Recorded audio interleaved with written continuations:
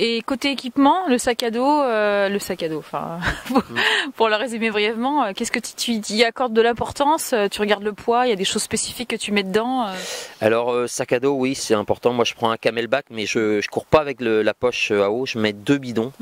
Mais j'ai copié un peu sur Antoine aussi, j'ai vu qu'Antoine il mettait pas des bidons, il mettait des petites bouteilles de 50 centilitres là, et en fait ouais, je me suis aperçu qu'on gagnait 120 grammes par rapport à un bidon, donc 120 grammes par gourde, donc c'est énorme. Donc déjà vous voyez, vous gagnez quasiment 250 grammes rien que là, donc ça j'ai copié sur lui. Après au niveau de l'équipement, pour la Réunion il faut un coupe-vent. Un coupe-vent parce que vous allez monter à 2400 mètres d'altitude, vous allez avoir de la gelée, là on a eu de la gelée, il faut avoir des gants. Un bonnet parce que vous perdez énormément de calories par la tête, c'est justement faut se protéger. Alors quand vous allez au Grand Raid de la Réunion, vous dites il fait beau et tout, mais il fait très froid, hein. Vous pouvez arriver en gros proche de zéro. Donc vous passez de 0 et allez, je dirais quelques heures plus tard vous passez à 35 quoi. Donc vous avez une grande différence de température. Ouais. Donc après moi le short ça suffit, avec un short ça suffit, mais vous pouvez mettre un 3/4 aussi.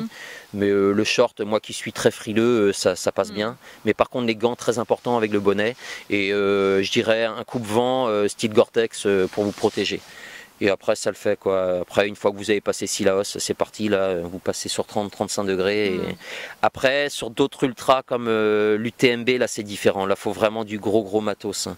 Il faut un collant, mais je dirais un collant de ski de fond, pareil le haut la même chose, avec vraiment du matériel, pareil des bâtons pour ceux qui aiment bien parce que, et qui savent marcher avec des bâtons, parce que vous gagnez en gros 20% d'énergie. Hein.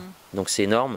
Et après pareil des gants, mais il faut vraiment de la super qualité et puis même pouvoir se faire ravitailler en matériel, avoir une assistance. Sur le Grand Raid, pas forcément besoin, on peut faire sans quoi. Bah après c'est bien, mais en fait sur le Grand Raid ce qu'il y a c'est que vous pouvez laisser du matériel à Sillaos, donc c'est au 70e, acheminé par l'organisation, c'est-à-dire que vous pouvez laisser une paire de chaussures, un rechange complet.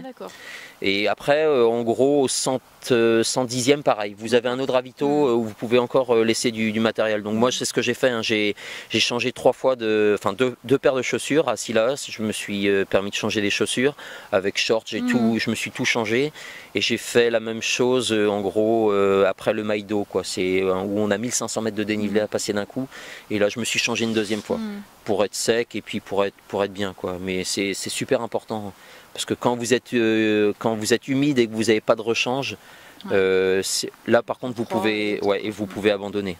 Moi je sais que j'ai déjà abandonné justement parce que j'ai eu très froid, j'avais pas de rechange, j'avais pas d'assistance et c'est très dur. Donc c'est un point à ne pas négliger malgré tout sur cette épreuve aussi. D'autant plus quand on y passe plus de temps que 25 heures. Ouais, puis en fait le ravitaillement, tout le monde, je veux dire, si vous avez votre famille ou quelqu'un qui peut vous suivre, c'est faisable. Donc c'est pas que les premiers qui peuvent se faire ravitailler. Déjà il y a l'organisation, vous avez 2 points où vous pouvez laisser des sacs et après sur d'autres endroits du parcours, vous pouvez avoir une assistance avec des amis ou bien la famille qui vous suit quoi. Très bien, merci David. Ouais, c'est moi.